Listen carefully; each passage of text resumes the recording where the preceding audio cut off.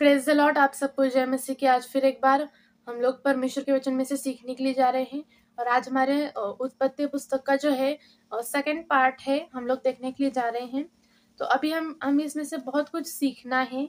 तो हम लोग सबसे पहले देखेंगे उत्पत्ति में, जैसा कि मैंने आपको पहले भी बताया था कि उत्पत्ति में बहुत सारे मेन व्यक्ति हैं, लेकिन उसमें से पहला जो है वो आदम है, सेकंड जो है वो नोहा है और थर्ड वन जो है अब्राहम है। परमेश्वर ने इन तीनों के बारे में लिखा है। सबसे पहले आदम के बारे में जो है उत्पत्ति 2 अध्याय से 5 अध्याय तक लिखा है और दूसरा है उत्पत्ति 6 अध्याय से 11 अध्याय तक नोहा के बारे में लिखा है और उत्पत्ति 12 अध्याय से 50 अध्याय तक अब्राहम के बारे में लिखा है। क्योंकि अब्राहम की तो मृत्यु पहले हो जाती है, लेकिन उसके आगे जो उसके बच्चे रहते हैं वो भी तो अब्राहम का ही भाग होते हैं ना। तो इसलिए उत्पत्ति 12 अध्याय से 50 अध्याय तक अब्राहम के बारे में लिखा है। तो आपको देखने के लिए मिलेगा कि उत्पत्ति 4 अध्याय को जो 26 वचन होता है ना, वहां पे जब आदम का जो बेटा रहता है हाबिल, उसको कैन मार देता है, तो वहां पर खत्म हो जाता है। लेकिन अब आदम को एक और बेटा पैदा होता है जिसका नाम वो शेत रखता है। तो जब उसका जन्म होता है तो वहीं से प्रार्थना करने की शुरुआत हो जाती है और वहीं से पाप की भी शुरुआत हो जाती है। तो हमें देखने के लिए मिलेगा कि एनोश से प्रार्थना की शुरुआत होती है। तो प्रार्थना ने क्या किया? पाप के ऊपर जय पाया। कैसे? हम लोग आगे सीखेंगे। जैसे कि जब कैन ने हाबिल को मार दिया तो उसके बाद में उसका भाई शेत आया, तो शेत से प्रार्थना की शुरुआत हुई। तो वैसे ही प्रार्थना ने क्या किया? पाप के ऊपर जय पा लिया। तो हम देखेंगे आदम से प्रार्थना की शुरुआत हुई और नोहा से आराधना की शुरुआत हुई, क्योंकि जब जल प्रलय हुआ तो जब जो नाव से बाहर आ जाता है तो वहां पर वो क्या करता है? एक वेदी तैयार करता है और वहां पर वो परमेश्वर को बलि करके चढ़ाता है ना। तो वहां पर वेदी जो है एक आराधना का साइन है, ठीक है।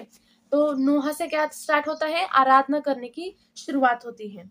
और अब्राहम, लास्ट क्या है? अब्राहम। अब्राहम से क्या स्टार्ट होता है? बुलाहट, क्योंकि परमेश्वर ने अब्राहम को बुलाया था ना, एक बड़ी योजना के लिए परमेश्वर ने अब्राहम को बुलाया था। तो वहां से बुलाहट स्टार्ट हुई। तो हम देखेंगे आदम से प्रार्थना स्टार्ट हुई, नोहा से आराधना स्टार्ट हुई और अब्राहम से बुलाहट। तो हम देखते हैं जब आराधना और प्रार्थना जब एक साथ आते हैं तो बुलाहट आता है। आमीन। जब आराधना और प्रार्थना जब एक साथ आता है तो बुलाहट आता है। जिस तरह परमेश्वर ने अब्राहम को इतनी बड़ी आशीष के लिए उसको बुलाया था, क्योंकि अब्राहम के जीवन में आराधना और प्रार्थना दोनों जब एक हो गए तो वहां पे पाचारण आ गया। पाचारण जो है ये मराठी वर्ड है। तो वहां पर अब्राहम को क्या हुई? बुलाहट आ गई, ठीक है। तो आगे हम देखेंगे। अभी तो हम लोगों ने सिर्फ उत्पत्ति का पहला अध्याय ही देखा है और हम लोग नेक्स्ट देखने वाले हैं उत्पत्ति का दूसरा अध्याय। ये भी मैंने आपको ये भी समझ में आ जाएगा, क्योंकि यहाँ पर सिर्फ मनुष्य की उत्पत्ति के बारे में लिखा है कि परमेश्वर ने किस तरह मनुष्य को बनाया। परमेश्वर ने मिट्टी ली और उसको अपने हाथ से आकार दिया और वहां पर उसका एक मनुष्य करके तैयार कर दिया और वहां पर परमेश्वर ने अपने जीवन का श्वास फूका और वो आदम क्या हो गया? एक जीवित प्राणी बन गया। सब प्राणियों को इस पृथ्वी के ऊपर जितनी भी चीजें हैं हम देख सकते हैं, आप अपनी आंखों से जितनी भी चीजें देख सकते हो मनुष्य को छोड़ के, वो सब परमेश्वर ने अपने मुंह के द्वारा बोल के बनाया है। लेकिन मनुष्य को परमेश्वर ने अपने हाथों के द्वारा बनाया है। परमेश्वर ने एक मिट्टी का गोला लिया, परमेश्वर ने उसको आकार दिया, अच्छे से उसको बनाया और परमेश्वर ने उसका एक मनुष्य बना के तैयार किया। देखो हमारा परमेश्वर कितना महान और कितना दयालु परमेश्वर है कि उसने एक एक मिट्टी, कितना हमें गंदा लगता है ना, लेकिन परमेश्वर ने उस मनुष्य को बनाने के लिए उस मिट्टी में अपना हाथ डाला और परमेश्वर ने उससे एक मनुष्य बना के तैयार किया। इसलिए कि मनुष्य क्या कर सके? परमेश्वर की महिमा कर सके, परमेश्वर को आदर दे सके, जो परमेश्वर चाहता है वो कर सके। इसलिए परमेश्वर ने मनुष्य को इस पृथ्वी के ऊपर भेजा ताकि वो परमेश्वर की इच्छा को पूरा कर सके, ठीक है। तो ये था हमारा दूसरा अध्याय में। और नेक्स्ट जो है थर्ड चैप्टर है, तीसरा अध्याय। यहाँ पर मनुष्य किस तरह पाप करता है, पाप की शुरुआत के बारे में तीसरे अध्याय में लिखा है। तो परमेश्वर ने आदम को और हव्वा को, सबसे पहले तो परमेश्वर ने आदम को बनाया था, तो वहां पर परमेश्वर ने आदम को आज्ञा दी थी कि इस पृथ्वी के ऊपर जितने भी, इस वाटिका में जितने भी पेड़ है ना, तो उन सबको खा सकता है, लेकिन जो वाटिका के बीचों बीच तो दो वृक्ष हैं, एक जीवन का वृक्ष, एक भले और ज्ञान का वृक्ष, ठीक है। तो इन दो वृक्षों के फल को तू कभी भी मत खाना, ये परमेश्वर ने आदम को आज्ञा दी थी। लेकिन हुआ क्या, वहां पर शैतान क्या करता है, आदम के पास नहीं जाता, क्योंकि परमेश्वर ने आदम को आज्ञा दी थी, और अगर वो आदम के पास जाता तो शायद वो उसकी बात नहीं मानता, और इसलिए वो उसने क्या किया, वो आदम की पत्नी हवा के पास गया उसको बहकाने के लिए। वहां पर आदम के पास गया, सॉरी, हवा के पास गया, और वो क्या कहता है हवा से, क्या सच है, हम लोग इस वचन को पढ़ रहे हैं उत्पत्ति 3 अध्याय का पहला वचन में, यहोवा परमेश्वर ने जितने बनैले पशु बनाए थे उन सब में सर्प धूर्त था। उसने स्त्री से कहा, क्या सच है कि परमेश्वर ने कहा तुम इस वाटिका के किसी वृक्ष का फल न खाना। वहां पर जो सांप रहता है वो क्या करता है, हवा को कंफ्यूजन में डालने की कोशिश करता है, क्योंकि डाउट जो है, कंफ्यूजन जो है, एक श्राप को दिखाता है, तो वो हमारे जीवन में कभी भी नहीं आना चाहिए। हमें जो भी होगा ना परमेश्वर से पूछ के हमें उसको क्लियर करना है, लेकिन आपने हमारे जीवन में कभी भी डाउट नहीं रखना, क्योंकि अगर डाउट रहेगा तो पाप आएगा, क्योंकि यहाँ पर वही हुआ, पहला पाप जो है वहां पर डाउट की वजह से ही आया।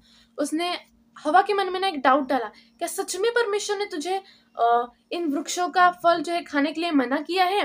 तो देखो वहां पर हवा क्या बोलती है कि स्त्री ने सर्प से कहा, इस वाटिका के वृक्षों का फल हम खा सकते हैं, पर जो वृक्ष वाटिका के बीच में है उसके फल के विषय में परमेश्वर ने कहा है कि न तो तुम उसको खाना और न उसको छूना, नहीं तो मर जाओगे।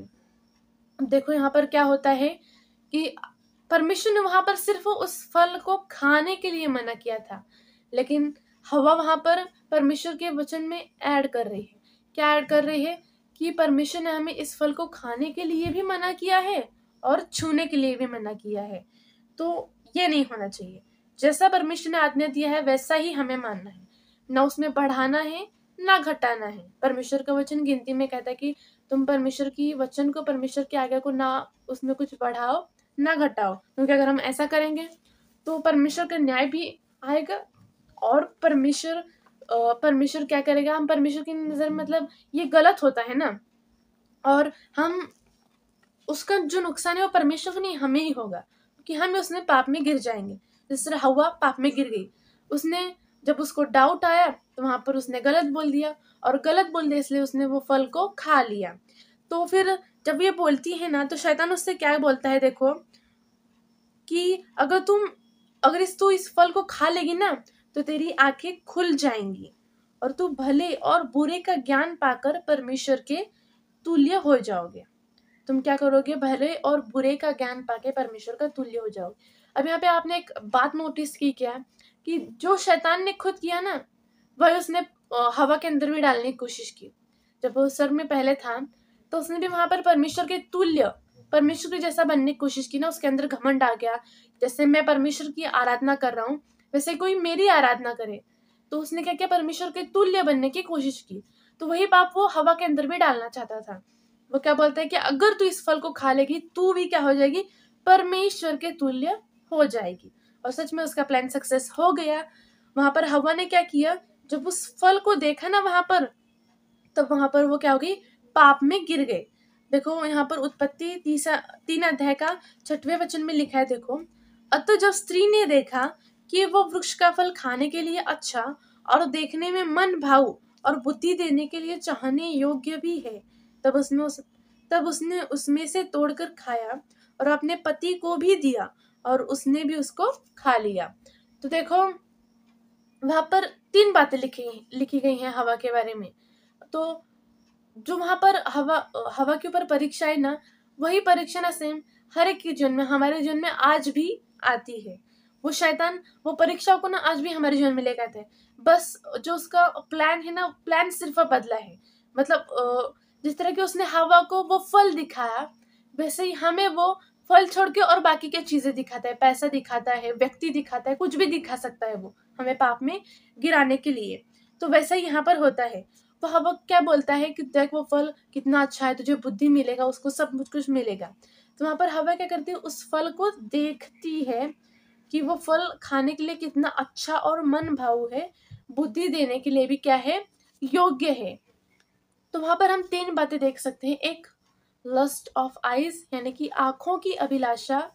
सेकेंड, लस्ट ऑफ बॉडी या फिर फ्लैश मतलब कि शरीर की अभिलाषा। और तीसरा जो है मतलब उसके अंदर एक मतलब लालच आ गया कि अगर मैं इसको खा लूंगी तो मैं भी क्या हो जाऊंगी, परमेश्वर के तुल्य हो जाऊंगी।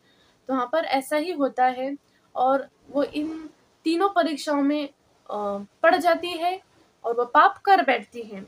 जब वो पाप कर देते हैं तो उनकी आंखें खुल जाती हैं और उनको पता चल जाता है कि हम लोग जो है नंगे हैं, क्योंकि वो खुद तो फल खाती ही है लेकिन उसका जो पति आदम रहता है उसको भी जाके वो फल उसको खिला देती है। और इसलिए उन दोनों को पता चल जाता है कि हम लोग नंगे हैं। और वो लोग क्या करते जाते हैं, अंजीर के पत्तों को तोड़कर उसका कपड़े बना के वो लोग पहन लेते हैं।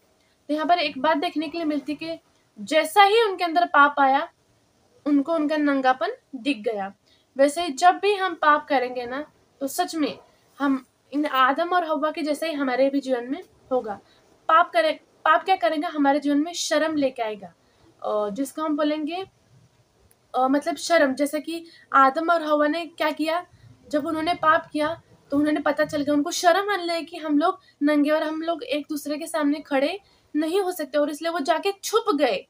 तो वैसे जब हमारे अंदर पाप आता है ना तो पाप क्या करता है, मतलब एक शर्म को लाता है। और अगर अब शर्म आती है ना तो फिर हम किसी के सामने खड़े भी नहीं हो सकते, क्योंकि पाप जो है, शर्म जो है ना, हमें अपनी आंखें भी ऊपर करने नहीं देता है। जब समझो हम कोई गलती करते हैं और जब हमें उस बात की शर्म आती है तो हम अपनी मुंडी भी ऊपर नहीं कर पाते, किसी से हम आंख मिला के बात भी नहीं कर पाते।